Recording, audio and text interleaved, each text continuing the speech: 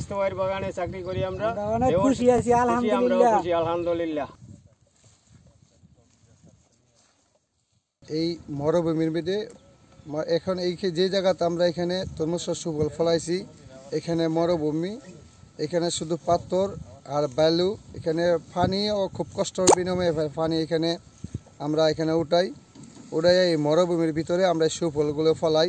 এটা আমাদের বাগান, আমরা সবাইকে নিয়ে কাজ করতেছি। এখন আমাদের বাগানে বাম্পার ফলন হয়েছে, সবাইকে মিলেমিশে নিয়ে একসাথে কাজ করতেছি। সবাই আমাদের বাগানকে আঁকড়ে ধরে রাখছে এবং কি সবাই আমাদের জন্য দোয়া করবেন, আমাদের যাতে আরও ভবিষ্যতে আরও লোক নিয়ে যাতে কাজ করতে পারি, সবাই যাতে চাকরি দিতে পারি। আমাদের সাথে যোগাযোগ করবেন এবং কি কাজ করার ইচ্ছুক থাকলে আমাদের সাথে আসবেন।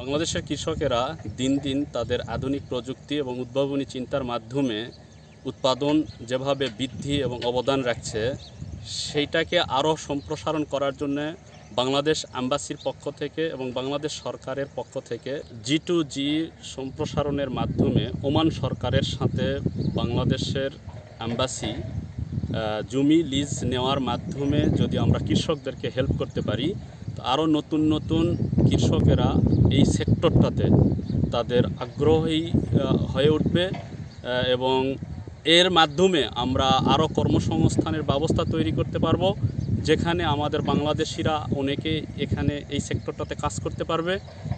ওমান ফসল উৎপাদনের মাধ্যমে অর্থনীতিতে যেমন অবদান রাখবে, ঠিক তেমনই বাংলাদেশের এই কৃষকেরা তাদের রেভিডেন্স প্রেরণের মাধ্যমে বাংলাদেশের অর্থনীতিতে এবং জিডিপিতেও খুব গুরুত্বপূর্ণ ভূমিকা রাখতে পারবে বলে আমার বিশ্বাস।